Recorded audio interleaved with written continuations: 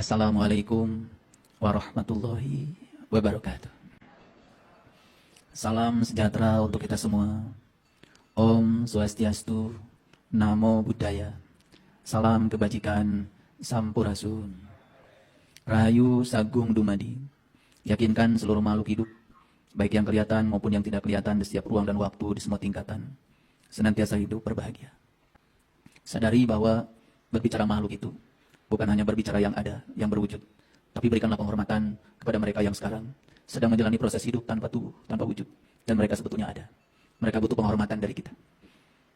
Yakinkan diri kita di setiap hari baru menjadi sumber cinta, sumber sukacita, sumber keberkahan, sumber kedamaian bagi semua makhluk dimanapun mereka berada. Assalamualaikum warahmatullahi wabarakatuh. Video ini kami bagikan kembali sebagai pengingat agar kita menyaksikan diri dan kehidupan. Semoga menjadi jalan kesadaran dan keheningan hati kita. Selamat menyaksikan. Maka siapapun yang sudah terbuka mata kalbunya, inna fatahna laka fatham mubina. Sesungguhnya aku telah memberikan keterbukaan kepadamu. Fatham mubina, keterbukaan yang amat nyata. Bukan hayalan, bukan ilusi, nyata. Maka siapapun yang sudah terbuka penglihatan kalbunya, maka itulah yang disebut orang beriman. Dan ciri orang yang beriman, kata Quran, allazina amanu wa tatmainu qulubuhum bi zikrillah. Ala bi zikrillah tatmainul qulub. Dan orang-orang yang beriman yang sudah terbuka menyaksikan sejati dirinya dalam dirinya. Kalbunya selalu tentram karena dia bisa mengingat Allah. Ala bi zikrillah tatmainul qulub. Hanya dengan mengingat Allah, kalbumu akan menjadi tentram. Bapak Ibu, kalau kalbu sudah tentram, ketentraman akan menarik ketentraman. Kedamaian menarik kedamaian. Keberkahan menarik keberkahan. Kacau balau akan menarik kacau balau. Maaf ya, banyak orang yang bertopeng agama, tapi kacau balau di dalam. Mengatasi satu masalah kecil aja dengan kemarahan, keserakahan, kebodohan. Mengerikan. Itulah pentingnya guru itu mengetahui masa perkembangan siswa, tipe otaknya apa. Makanya guru itu harus tahu ilmu profiling. Golongan darahnya apa, tipe otaknya apa, dia inginnya diperlakukan apa. Kalau dia sangat sensitif, hati-hati. Ya, bayangkan Bapak Ibu, kita menitipkan anak-anak kita ke sekolah, tidak tahu apa yang diperlakukan mereka di sekolah. Orang tuanya menangis di depan saya. Harus digimanakan anak saya. Lukanya terlalu dalam. Setelah itu apalagi dihukum, dikeluarkan dari sekolah. Katanya tidak di sekolah tidak boleh ada bullying. Tapi bullying itu dilakukan oleh gurunya sendiri di hadapan teman-temannya. Bayangkan Bapak Ibu. Mau nyekolahkan anak kita di mana Bapak Ibu? Saya bukan menjelekkan sistem pendidikan kita. Ada yang harus diperbaiki. Guru itu harus datang dari keluarga yang bahagia, yang sudah selesai. Kalau dia datang dari keluarga yang membawa luka, ketika ada stimulus dari siswa, dia akan marah melampiaskan ketidakselesaian dirinya di hadapan kelas pada siswanya sendiri. Orang yang marah itu Bapak Ibu, bukan karena ada faktor yang membuat dia marah. Dia belum selesai dengan dirinya. Itu tabir. Mau belajar ilmu kesadaran? Yuk, belajar dulu. Sebelum nanti saya bimbing untuk menemukan sidratul muntaha yang sejati. Udah sekarang, latihannya sederhana. Mulai sekarang, stop marah. Stop serakah. Terbuka pada setiap informasi. Belajar. Jangan merasa paling benar. Agama bukan kemampuan menghafal ayat-ayat. Agama bukan kemampuan menghafal hadis-hadis. Agama bukan kemampuan melantunkan suara ketika baca ayat. Bukan. Agama adalah akhlak. Jadi ada dikasih berapa penglihatan oleh Allah? Sudah digunakan dua-duanya. Masih merem. Tapi ngaku orang beriman begitu. Nah itulah. Boleh ngaku nggak apa-apa. Nggak diaku. Makanya lalai dari hal apa? Perhatikan. Di Quran surat Qaf. Surat Qaf. Ya. Kalau tadi kan Qaf yang ke-22. Yang tadi. Fakashafna anka gido'aka fabasyarauka liyaumal hadid. Itu Qaf surat ke-50 ayat yang ke-22. Sekarang saya turun. Saya baca Qaf yang pertama. Izin saya tidak menjelaskan Qaf. Nanti kalau sudah Bapak Ibu belajar tingkat tinggi, baru saya jelaskan. Qaf itu maknanya apa. Perlu 10 SKS saya menjelaskan Qaf aja. Karena di Quran banyak yang gitu. Kaf, ha, ya, ain, syad. Ha, mim, ain, sin, Qaf. Nah ini Qaf aja berdiri. Qaf. Udah dilewat dulu ya. Nah semua ya. Di ayat di Quran yang huruf-hurufnya itu cuma satu huruf, dua huruf, tiga huruf yang pembuka. Sebetulnya itu tidak sederhana Bapak Ibu. Itu hanya bisa dijelaskan kepada mereka yang sudah mengalami. Yang belum mengalami, izin saya tidak menjelaskan dulu di sini. Itu sudah masuk kategori ilmu khusus. Ya, menyampaikan ilmu kepada yang tidak butuh itu suatu kezaliman. Dan menahan ilmu dari yang butuh suatu kezaliman. Supaya tidak berbuat zalim, izinkan saya tidak membahas itu dulu. Tapi untuk mereka yang ingin nanti suatu saat di tingkat kedewasaan amalnya, saya buka rahasianya. Mungkin di ruangan ini ada yang sudah pernah mendengarkan kajian saya tentang Qaf. Nah, yang paling penting ini aja dulu. Wal Qur'anil Hamid. Ingat ya, Quran itu, kalau di Quran ada kata-kata Quran, Quran, Quran. Otak kita kemana Bapak Ibu? Langsung ke benda yang wujudnya buku, yang isinya tulisan Arab itu. Ingat ya. Quran itu bahasa Arab dari kata qara'a yaqra'u Qur'anan. Sebetulnya Quran itu kata Quran bahasa Indonesia bahasa Arab. Aslinya sebenarnya bahasa Arab, bahasa Tuhan. Arti yang sebenarnya dari Quran itu adalah bacaan. Qara'a yaqra'u Qur'anan. Jadi Quran itu arti yang sebenarnya kalau menurut orang Indonesia harusnya bacaan. Makanya di Quran ada kata-kata qaf wal Qur'anil Hamid. Qaf, demi bacaan yang mulia. Qaf itu barangnya, qaf itu wujudnya. Dan itu hanya bisa dipahami oleh mereka yang sudah menyaksikannya. Dan itulah bacaan yang mulia. Bapak Ibu membacanya pakai mata lahir atau mata qalb. Itu ditempatkannya pun di tempat yang sangat suci. La yamassuhu illal mutahharun. Tidak ada yang bisa menjangkau itu kecuali orang-orang yang suci. Yang sudah tidak ada tabir-tabir yang menutupi dia lagi. Makanya menyucikan diri, menyucikan jiwa itu luar biasa Ibu Bapak pentingnya. Makanya jangan mudah ternoda oleh situasi di luar. Jadilah dirimu sendiri. Kalau gampang ternoda, terombang-ambing oleh situasi yang di luar, akhirnya kita sering ya mempertebal tabir kita sendiri. Cerita apa ayat ini? Cerita bacaan yang sangat mulia, yang hanya bisa dilihat oleh orang-orang yang suci. Jujur Bapak Ibu, ayo gunakan logika yang sederhana aja. Kalau Quran yang tulisan Arab, yang berupa kitab itu, bisa nggak itu disentuh oleh orang-orang yang pembohong? Bisa nggak disentuh oleh koruptor? Kali aja Eling koruptor baca Quran. Bisa nggak disentuh oleh para penzina? Bisa nggak disentuh oleh orang munafik? Orang fasik? Bisa nggak disentuh oleh orang-orang yang jahat? Para pembunuh? Bisa Bapak Ibu. Padahal di Quran dikatakan, ada satu bacaan yang mulia. La yamassuhu illal mutahharun. Disimpannya pun di tempat yang terjaga. Lauhil mahfuz. Dan itu tidak terjangkau. Hanya oleh mereka yang bisa menjangkaunya. Itulah qaf yang sebenarnya.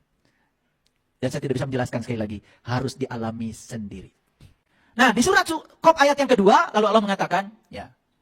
Oh, sebelum saya masuk. Jadi bacaan yang mulia ini siapa yang bisa membaca? Kira-kira. Yang sudah tersingkap tabirnya. Yang sudah mencapai puncaknya kesadaran.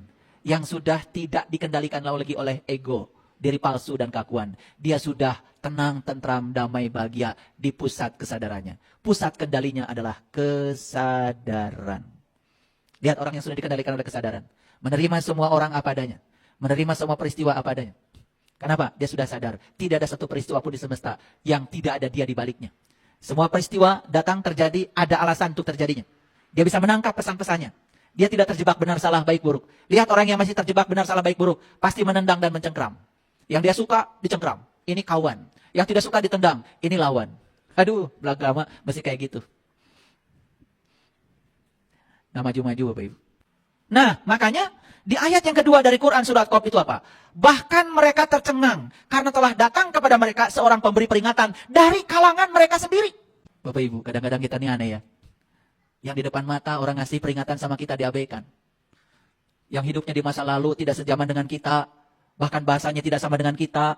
Bahkan kita pun tidak pernah bertemu dengan beliau. Bukan saya meremehkan. Kadang-kadang itu diturut. Kalau ada orang mengatakan ini kata beliau, walaupun bukan kata beliau, turut aja. Asal Arab. Betul apa tidak? Tapi yang di depan mata orang menasehati, anak menasehati. Jangan lupa ya, yang sekarang menjadi anak cucu kita, jangan-jangan itu adalah nenek kakek kita yang sudah balik lagi ke sini. Kesadarannya sudah lebih tinggi daripada kita. Makanya mereka terkadang menasehati. Cucu saya yang kedua. Ya. Kalau ibu bapaknya melakukan sesuatu yang menurut hati nuraninya nggak cocok, itu disuruh duduk, ibu bapaknya dinasehati. Baru 6 tahun padahal. Waktu dia anak ini lahir, saya beri nama Raga Sujiwa Mulia. Mungkin orang menganggap raga itu adalah tubuh, bukan. Ra itu adalah cahaya. Ga itu adalah abadi. Ga itu besar. Raga itu adalah cahaya yang besar. Sujiwa, sujiwa. Su itu abadi. Jiwa adalah nur insani, nur. Mulia, mulianya diambil dari nama saya. Kalau saya pakai Karim, jadi ke Arab-Araban, nanti nggak bisa ke Amerika. Udah. Nama Arabnya cukup di saya aja, dari orang tua saya. Makanya saya kasih nama cucu-cucu saya, nggak pakai Arab. Bukan saya tidak suka bahasa Arab, biar bisa kemana-mana. Ke Amerika bisa, ke Belgia bisa, ke Rusia bisa. Ngasih nama harus 3 ya, biar bisa bepergian kemana-mana. Ada nama anak, Eni. Tok. Pelit banget tuh orang tua. Ada kelanjutannya, nggak bisa umroh itu. Ya. Baik Bapak Ibu, perhatikan. Bahkan mereka tercengang karena telah datang kepada mereka seorang pemberi peringatan dari kalangan mereka sendiri. Bahasanya sesuai dengan bahasa mereka, hidup sejaman dengan mereka, ngasih peringatan pada mereka. Cuman karena memang tidak pakai jubah. Gak ada. Saya tuh punya jenggot 1 lembar aja. Kalau dibiarkan kayak lele. Ya udahlah, dipangkas saja. Ini maksudnya. Ya, itu. Maka berkatalah orang-orang yang masih tertutup apanya? Tertutup tabir. Masih banyak tabir. Ada tabir kemarahan, tabir keserakahan, tabir kebodohan. Bilangnya apa? Ini adalah sesuatu yang amat ajaib katanya. Malah dianggap sesuatu yang goib. Padahal nyata di depan mata. Tapi dianggap sesuatu yang goib. Karena sudah terframing. Kalau kebenaran itu harus datang dari sana. Harus datang dari tempat yang jauh. Ya, harus naik unta dan pakai tongkat. Katanya tongkat Musa. Kalau dibohongi kan gampang banget ya. Kalau masih bisa dibohongi itu kan artinya bodoh ya. Suka gampang dibodohi Bapak Ibu? Dibohongi? Berarti apa tuh? Gak tega saya nyebutnya. Nah, di ayat yang ketiga, Aiza mitna wa kunna turaba. Apakah kami setelah mati dan menjadi tanah? Zalika raj'un ba'id. Itu adalah suatu pengembalian yang tidak mungkin. Sebetulnya ba'id itu bukan tidak mungkin. Ba'id itu kan artinya jauh. Apakah itu suatu pengembalian yang jauh? Itu sebetulnya. Perhatikan ayat ini. Bapak Ibu pasti akan mati kan? Oke. Dikubur kan? Oh, saya nggak mau dikubur, saya mau dibakar aja. Tapi yang tetap nanti juga menyatu dengan bumi. Saya nggak mau mati di darat, saya mau di laut aja. Ya tetap nanti juga dimakan ikan menyatu dengan bumi. Apa yang tidak menyatu dengan bumi? Betul nggak? Nah, lihat saya semuanya. Dikuburlah tubuh kita. Hancur nggak Bapak Ibu? Hancur. Unsur-unsur yang ada tubuh kita, kalsium, nitrogen, hidrogen, oksigen, magnesium, aurum, ferum, zintum, semua itu akan kembali ke unsurnya masing-masing. Jadi mineral dalam bumi. Kalau sudah jadi mineral kan ada petani tuh, nanam, betul nggak? Jadi apa itu? Jadi ubi singkong, jadi ubi talas, jadi mangga. Kemana itu? Kan dimakan sama manusia. Setelah dimakan manusia jadi apa? Jadi saripati dari tanah, namanya sperma dan sel telur. Ketemu lagi setelah menikah. Jadi apa lagi Bapak Ibu? Jadi tubuh baru lagi, datang lagi tubuh yang baru, tiupkan lagi jiwa yang belum selesai. Kan begitu? Itu siklus itu. Dan itu hukum alam Bapak Ibu. Tidak perlu keyakinan apapun. Karena itu hukum alam. Ya sampai sini?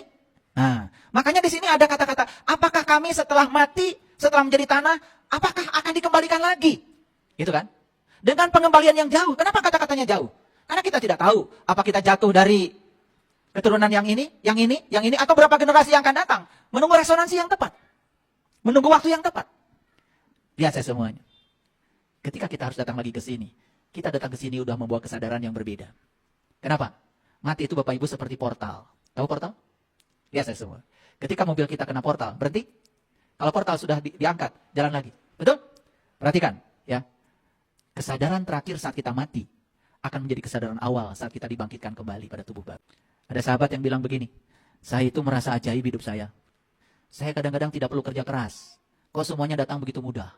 Bahkan datang luar biasa, tanpa batas. Memang luar biasa ya, dia itu orang. Saya ajak untuk bangun masjid, yuk. Saya ajak untuk bangun ini, yuk.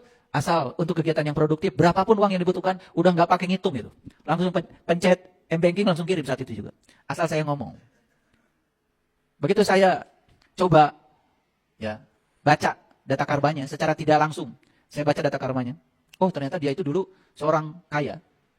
Tetapi kekayaannya dia bagikan. Pokoknya siapa orang yang butuh kasih. Dan dia kalau ngasih itu tidak pernah yang biasa. Dia ngasih itu yang luar biasa. Bapak Ibu. Makanya di kehidupan yang sekarang ini sudah jadi akhirat dia. Dari kehidupan yang dulu. Jadi kehidupan yang sekarang itu sudah akhiratnya dia. Dari kehidupan yang dulu. Karena dulu dia baik, pada kehidupan sekarang semua berkah datang tanpa susah. Tanpa kerja keras. Mau gak Bapak Ibu? Di kehidupan yang akan datang, Bapak Ibu lahir dari keluarga yang berkesadaran. Lahir dari keluarga yang berkecukupan. Lahir dari keluarga yang berpendidikan. Betul gak? Apa yang dibutuhkan ada. Tidak lahir dari keluarga yang kekurangan, banyak konflik. Bahkan lahir di negara yang penuh konflik. Maaf Bapak Ibu. Itu ada kaitan dengan apa yang dilakukan oleh kita di masa lalu. Makanya saya bilang ya, akhirat itu apa? Masa depan. Hari ini masa depan bukan? Masa depan dari kehidupan yang kemarin. Besok masa depan enggak? Masa depan dari kehidupannya hari ini. Walal akhiratu khairul laka minal ula. Mau nggak masa depannya lebih baik? Ya sudah, lakukan kebaikan. Kapan? Ula, sekarang. Di sini, saat ini. Jangan menunda. Kebohongan terbesar manusia adalah menyangka kalau dia masih punya waktu. Nah, disinilah ayat yang keempat, perhatikan. Ini sangat penting. Qad alimna ma tangkusul ardu minhum, wa indana kitabun hafid. Sesungguhnya kami telah mengetahui apa yang telah ditelan bumi dari mereka. Dan pada sisi kami pun ada kitab yang terpelihara. Perlu saya jelaskan? Atau sudah mengerti? Lihat saya semuanya Bapak Ibu. Di tubuh kita ada apa? Ada atom. Di tubuh kita ada apa? Ada molekul. Di tubuh kita ada air nggak? Ada. Sekarang ilmu pengetahuan sudah membuktikan bahwa seluruh materi di alam semesta ini bisa menyimpan data. Ya, menyimpan data. Jadi tubuh kita ini, Bapak Ibu, di dalamnya ada data. Makanya sudah dibuktikan oleh ilmu pengetahuan. Setiap sel dalam tubuh kita punya DNA. Di satu DNA itu ada 3 miliar data. Data dari mana? Itu data yang pernah kita telan di masa lalu. Maka dikatakan di sini, sesungguhnya kami telah mengetahui apa yang telah ditelan bumi. Perhatikan Bapak Ibu. Bukan bumi itu. Nih bumi. Alam mikrokosmos. Jadi ketika Bapak Ibu hidup sekarang ini, banyak sekali ya Bapak Ibu menelan data. Banyak? Oke, lihat saya semuanya. Bapak Ibu bernafas. Ketika napas sedang di dalam, semua yang di ruang cipta sedang memikirkan keburukan, sedang memikirkan kebaikan, apapun yang sedang di ruang cipta, itu terekam Bapak Ibu oleh napas yang tinggal di dalam beberapa saat. Selanjutnya napas kemana? Keluar. Dibawa ke ruang kosong ini. Ruang kosong ini adalah medan energi. Disebut medan energi kuantum, medan energi potensial.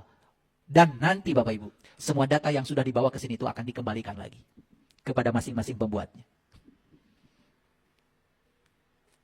Jadi sadari bahwa sebetulnya sekarang ini kita sedang menelan data.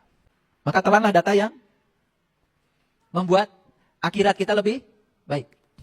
Jangan menelan data fitnah, data hoax, data kebencian, data perpecahan.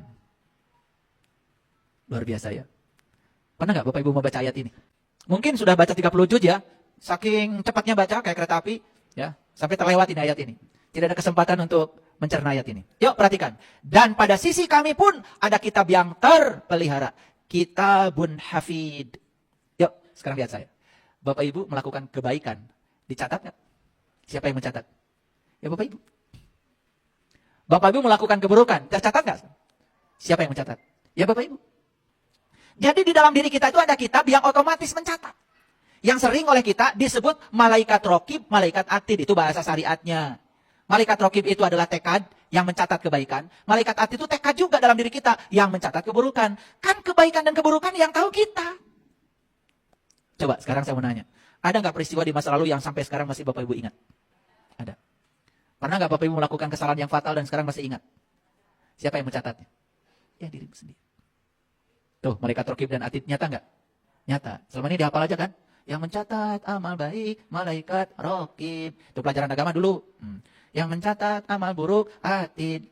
Begitu tanya, saya tanya guru agama, Pak, Bu, ada malaikat rokib dan atid, di mana ya? Nguntit mana? Mana? Padahal di sini kan, betul nggak? Otomatis aja melakukan kebaikan, kecatat. Melakukan keburukan, kecatat. Sebetulnya kalau kita jujur aja pada diri sendiri, tidak ada peristiwa dalam hidup ini yang datang sendirinya. Kita yang menariknya sebetulnya. Cuman kita sering lepas tangan, tidak mau tanggung jawab. Padahal tidak ada peristiwa dalam hidup yang datang secara kebetulan. Kita yang menariknya. Yes? Oke. Ini makin sadar atau makin bingung? Ayat yang kelima, ya. Bal kazzabu bil haq lamma ja'ahum fahum fi amrim marij. Sebenarnya mereka telah mendustakan kebenaran. Tatkala kebenaran itu datang kepada mereka, maka mereka berada dalam keadaan kacau balau. Lihat Bapak Ibu, perhatikan saya. Semua yang kacau balau hidupnya itu sebetulnya karena mereka menolak kebenaran yang datang kepada mereka. Pertanyaannya, apakah kebenaran itu disampaikan pada semua orang? Atau hanya pada para nabi, para rasul? Jawab sekali lagi, pada semua orang atau hanya pada nabi dan rasul? Pada semua orang. Jujur Bapak Ibu, sering mendengarkan suara kebenaran dari dalam? Ada yang bilang, kamu kok pelit amat? Suka ada. Kamu kok ruwet amat? Suka ada. Kenapa kamu marah? Ada ya? Kenapa sakit hati? Ada kan? Kenapa kamu jengkel? Ada kan? Udah, kamu berikan aja, biar orang lain bahagia. Ada kan? Jujur, diikuti apa tidak? Itulah suara Sidratil Muntaha. Itulah suara puncaknya kesadaran. Cuma selama ini suara itu oleh kita tidak diikuti. Akibatnya kita membuat tabir makin tebal, makin tebal. Akibatnya suara itu nyaris tidak terdengar lagi. Lihat saya semuanya. Semua yang sudah tidak mampu mendengar suara itu lagi, perhatikan saya. Pasti hidupnya kacau balau. Ada yang kacau balau nggak di sini hidupnya? Hah? Semuanya? Masa? Ada. Dibesarkan volumenya. Ada yang kacau balau nggak? Ya, nggak apa-apa. Apakah kacau balau itu buruk? Tidak. Kacau balau lah yang akan melahirkan keteraturan. Ingat ya, kesalahan melahirkan kebenaran. Keburukan menghasilkan kebaikan. Gelap menghasilkan cahaya. Jadi kalau sekarang masih kacau balau, sudah nggak apa-apa. Sadari bahwa saya kacau balau. Itu aja. Sadari. Saksikan bahwa saya masih kacau balau. Itu aja. Udah, jadi penyaksi aja. Yang kacau balau itu sebenarnya bukan diri kamu.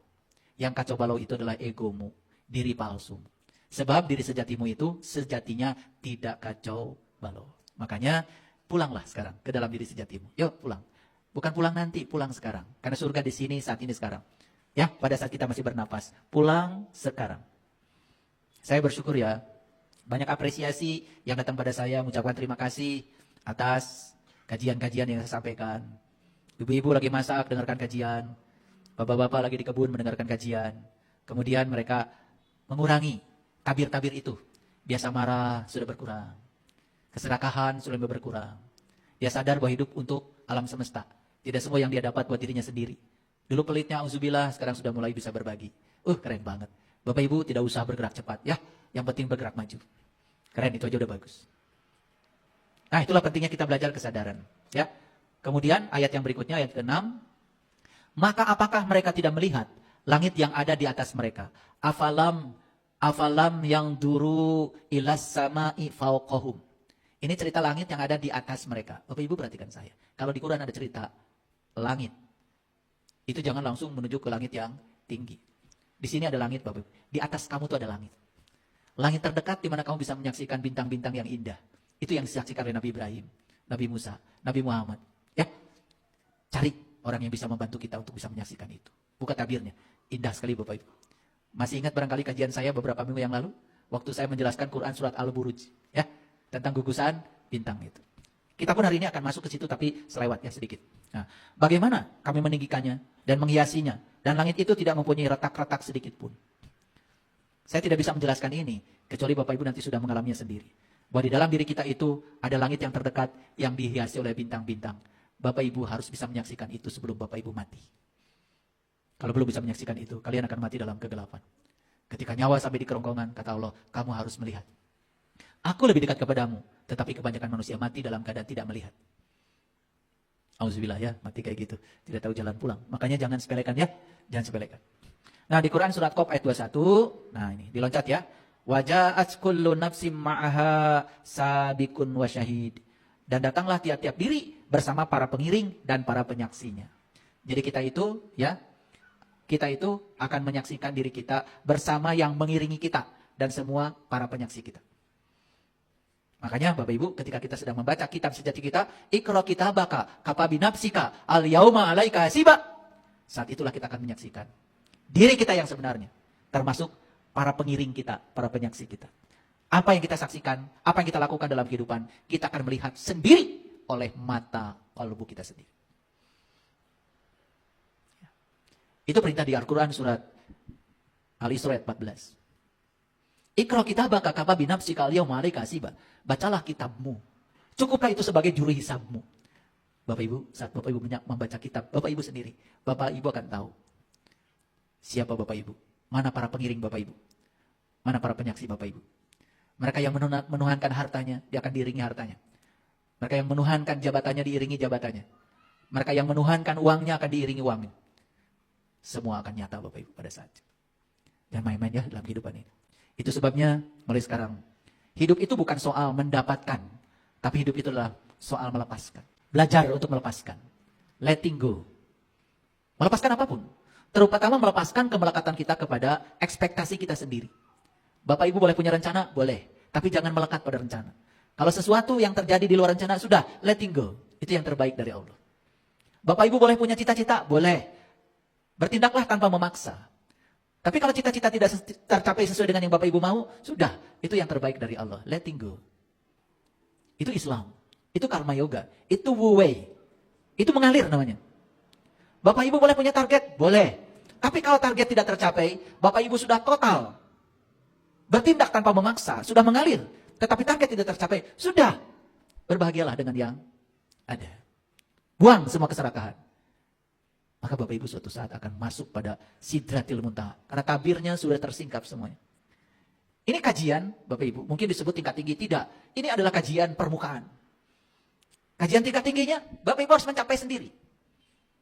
Apa yang saya capai, Bapak Ibu harus mencapainya sendiri. Tafsir Quran yang sejati adalah pengalaman spiritual kita. Kenapa? Perhatikan saya.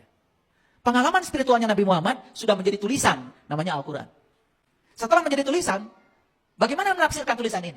Gak ada cara lain, kecuali kita mengalami yang dialami Nabi Muhammad dulu, baru kita akan memahami yang tertulis. Tidak ada perbedaan tafsir. Tidak ada. Perbedaan tafsir itu hanya dilakukan ketika orang menafsirkan kitab suci yang bahasa Tuhan ini dengan bahasa manusia.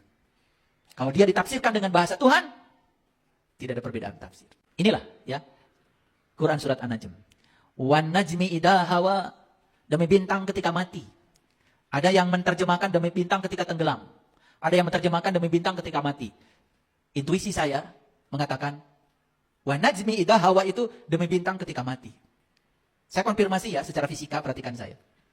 E sama dengan mc kuadrat. Energi setara dengan materi, massa. Ternyata bintang yang mati itu bukan gelap. Malah bintang yang mati itu jauh lebih bercahaya. Kenapa? Ada transisi dari materi menjadi energi. Pernah lihat tukang las? Coba tukang las. Ketika ada materi yang mau dibuang, pasti keluar cahaya kan? Betul nggak? Di balik materi itu ada energi. Jadi bintang yang mati itu, saya pernah berkirim email kepada seseorang yang menjadi peneliti. Saya minta dikirim gambar bintang mati menurut versi astronomi. Saya terkejut kenapa? Ternyata gambar bintang mati yang ditangkap oleh teleskop Hubble jauh lebih terang, jauh lebih bercahaya. Lalu saya baru paham, oh itulah energi sama dengan massa dikalikan kecepatan cahaya dikuadratkan. Apa yang mau saya sampaikan pesan ini, Bapak Ibu? Nabi Ibrahim melihat bintang, Nabi Musa melihat bintang, Nabi Muhammad pun di Quran surat An-Najm dikatakan, beliau pun melihat bintang, tapi bukan bintang yang biasa. Sunan Kalijogo nyanyi baru. Minta nyanyi.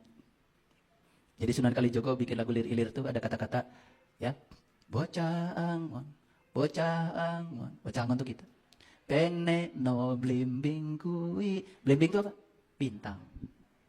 Maka jawab bocah angon, bocah angon, bocah angon, kamu harus memanjat pohon bintang. Panjat bintang itu. Lunyu-lunyu pene no. Walaupun licin, panjat terus. Bebaskan semua tabir penghalang pada dirimu. Capai Sidra Al-Muntaha. Kalau kita bisa tahu rahasia jati diri itu. Bahkan kita bisa melihat warisan-warisan para leluhur kita. Coba. Lagu lir-ilir itu luar biasa. Kalau di Parahyangan. Bubui bulan. Bubui bulan sangrai bentang. Panon poe di sasate. Itu lagu makrifat. Bintang, matahari. Luar biasa ya. Leluhur kita itu bikin lagu gak sembarang. Engkau bagai air yang jernih di dalam bekas yang berdebu. Jahirnya kotoran itu terlihat, kesucian terlindung jua. Cinta bukan hanya di mata, cinta lahir di dalam jiwa. Biarlah salah di mata mereka, biar perbedaan terlihat antara kita. Ku harapkan kau kan terima, walau dipandang hina. Namun hakikat cinta kita, kita yang rasa.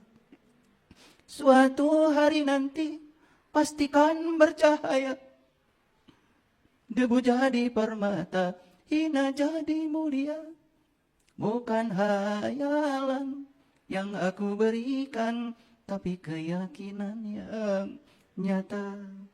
Karena cinta lautan berapi, akhirnya kan ku renang jua.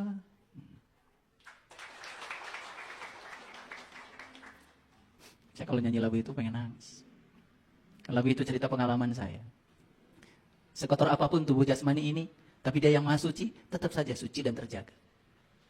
Seburuk apapun perilaku saya dalam hidup ini, dia yang maha suci tak ternoda, tetap menyayangi saya, tetap menemani saya, tetap memberi nafas pada saya. Nikmat Allah mana lagi akan kau dustakan?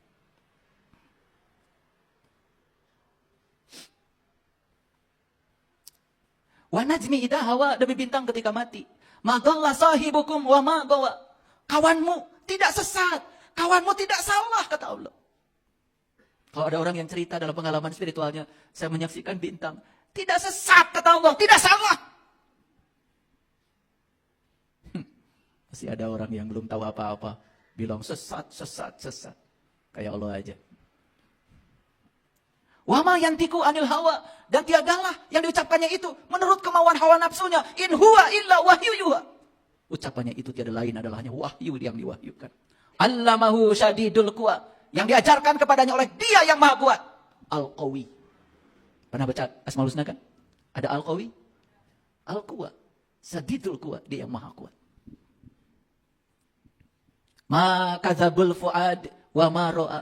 Qalbunya tidak mendustakan apa yang telah dilihatnya. Qalbunya sudah tersingkap segala rahasia, sudah terbuka. Tidak ada tabir lagi. Bapak Ibu, fuad dalam bahasa Quran itu qalbu yang paling dalam.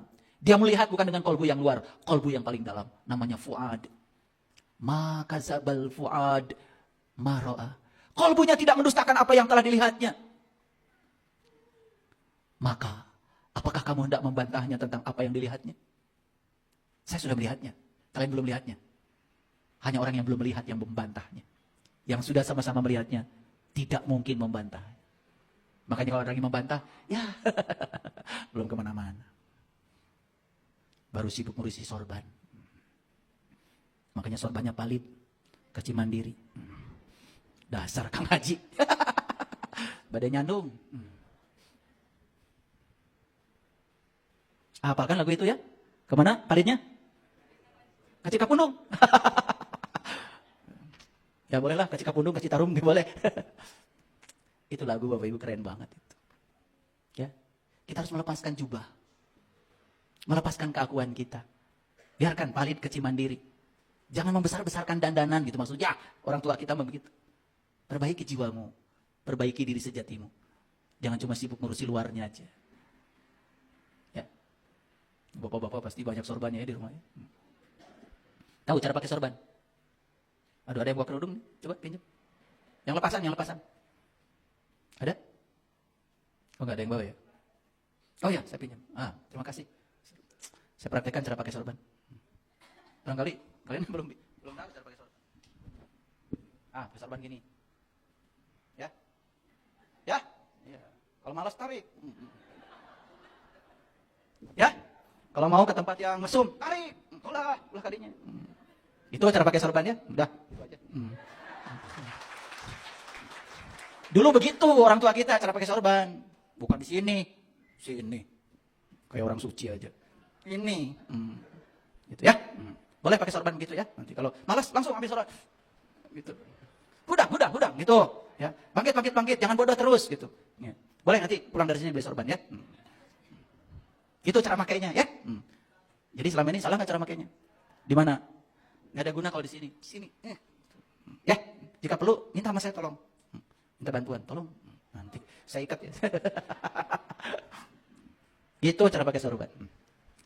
Makanya di ayat yang ayat ke-13, walaqad ra'ahu nazlatan ukhra. Dan melihatnya, melihat apa? Melihat itu, tuh, yang indah itu. Bisa kapan saja. Karena dia tidak pernah tidur, gak pernah ngantuk bersama kita. Mau jam 10, jam 11, jam 12, tidak usah nunggu. Kapan saja. Walaqad ra'ahu, dan melihat dia kapan saja. Boleh. Indah gak Quran? Di mana melihatnya? Indah sidratil muntaha, di puncak kesadaran. Bagaimana cara melihatnya? Id yagsha sidrata ma yagsha. Buang semua tabirnya. Singkirkan semua penghalangnya. Kamu akan sampai di puncak kesadaran. Shadaqallahul adzim, barakallahu li wa lakum. Assalamualaikum warahmatullahi wabarakatuh.